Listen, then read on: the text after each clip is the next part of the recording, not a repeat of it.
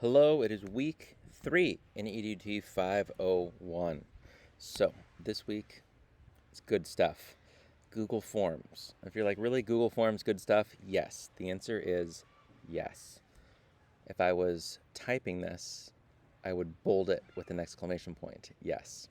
And then add a GIF with probably Ted Lasso pointing going, yes. I feel like that's one. Should we look for it? You should. I might do that now, but that'd be boring to watch me do it. We're also looking at summative assessment in kind of the bucket of pedagogy. And these two go hand in hand really, really well. Google Forms, you might think of as a really boring form, but there are a handful of surprisingly powerful things. The biggest thing you want to worry about is, or not worry about, but like look for opportunities. There it is the ability to like have the form be different depending on your answer. So you can basically get like an interactive app almost based on an answer. So if we kind of walk this through in forms of like summative assessment, it could be let's do something like really, really simple because, my goodness, the beginning of the school year has been long, right? So we'll just do like really basic math stuff, like 2 plus 3 is. And there's a couple choices. You could even have it be just a fill in the blank, and then what you do is you're going to add another section and then go to a section based on an answer. So that first section is 2 plus 3. Section 2 is right answer. Section 3 is wrong answer. So they type in 5, and it goes to section 2. And they're like, that's right, the answer's 5. Let's do another one. 2 plus 4. And then section 3 is like, oh man, like, sorry, you got it wrong. 2 plus 3 is 5. And then maybe there's a little embedded video that shows some examples of the quantity 5.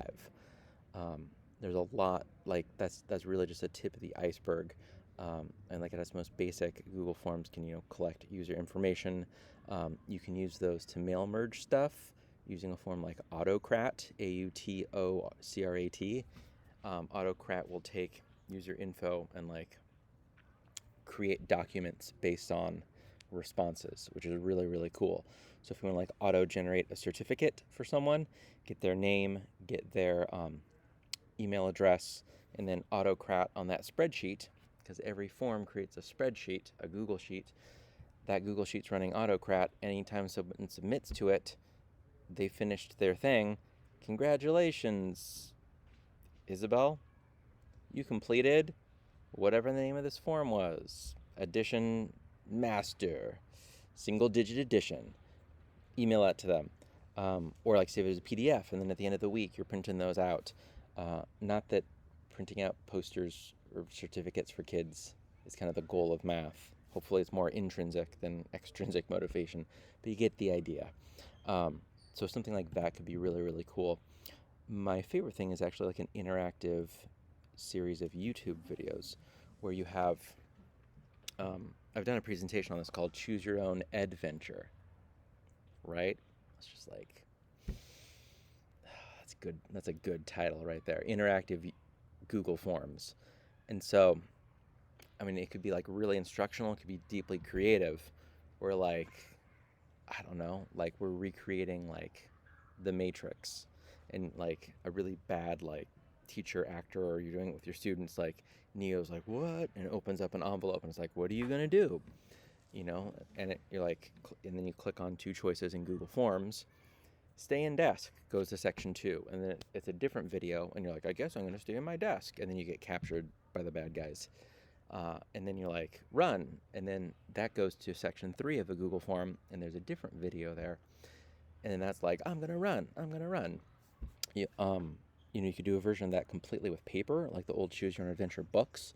You as the teacher, you as the class, an individual student could write a book and actually make it an interactive book, either as a finished book that people do, or actually as a way to finish the book. Let's break down both of those, because both are awesome.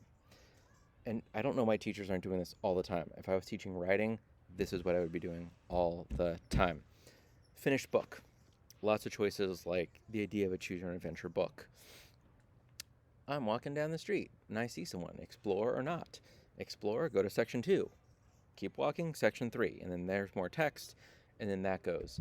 And as they go through that, because it's a Google form, not only can you go to section based on answer, which gives you that decision tree, but when they click, like any feedback for the book, submit, you actually get a record of everybody's choice. So imagine the authors of the Choose Your Own Adventure books that get analytics on which choices were the most popular, right? And this leads us directly to using it to finish a book. Students working on a book, and they don't know where they want it to go. So, 2 choices for how they can finish the book. They write the book, the character sits down at their desk, and they decide to, and it could be do this, do that, or blank. And then people get to read it, enter their suggestions, or they're like, I don't know which way I want to go. Do I want them to I don't know, fight the bad guy or drink some water? And they find out, and you click on that, and then it's another paragraph about finding the bad guy, another paragraph about drinking water.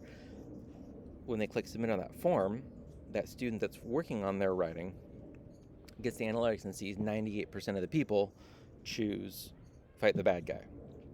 So now they're going to just delete that other paragraph because they had 2 choices and they were stuck, and then they're going to go with fight the bad guy for their final story, and maybe it's just printed out on paper or whatever. But Google Forms is going to get them that feedback for what people are choosing. It's really, really deeply powerful. There's so many other ways you could use it. For your assignment number 3, look at this transition. Come on. You're going to create a Google quiz, a graded quiz in Google Forms. Graded quiz, Google Forms. And there are 7 steps to this. You're going to submit it in 2 places, in one place in 2 ways. You're going to submit it to Blackboard as a PDF, and then you're also going to give me a link to your blog post. Same thing, submitted 2 different ways. Don't wait until Sunday night to start or to open up the Google Doc explaining it, because there are 7 steps that walk you through it, including reviewing backwards design, looking at the difference between summative and formative assessment. My way of thinking about it is summative is a summary, formative is forming the ideas, reviewing some TPAC, looking at 3 different tutorials and resources for making a graded Google Forms quiz, and then you're going to create your graded quiz, 10 questions, using summative assessment. So you're going to follow all those steps, really combining summative assessment and Google Forms. That's your plan for this week. Week 3 is the only week. Let me click on discussion boards. 1, 2, 4, yeah. Weeks 3 and week 8 do not have discussion board posts. There's no discussion board posts this week. Enjoy your week off for that. Yeah, spend some time on your summative assessment. Enjoy Google Forms. If you have your favorite Google Form hack, I feel like a YouTuber at this point, although I technically am on YouTube. If you have your favorite hack or workaround or trick to use for Google Forms, write in the comments below, or just email me or whatever, or tweet it out and tag me or something. But there's a lot you can do with Google Forms. It's really, really, really cool. I've talked with both authors, Tanya and Holly, about Google Forms a number of times. Should actually double check and think back, review the chapters, see we've talked about it when they were writing their book. I wonder if any of my stuff made it into the book. I should look at that. I should know that by the time I'm making the video. But alas, here we are. Anyway, Google Forms is good stuff. Week 3 is good stuff. Happy week 3. Stay safe. Reach out as you have questions, and enjoy your week 3, everybody.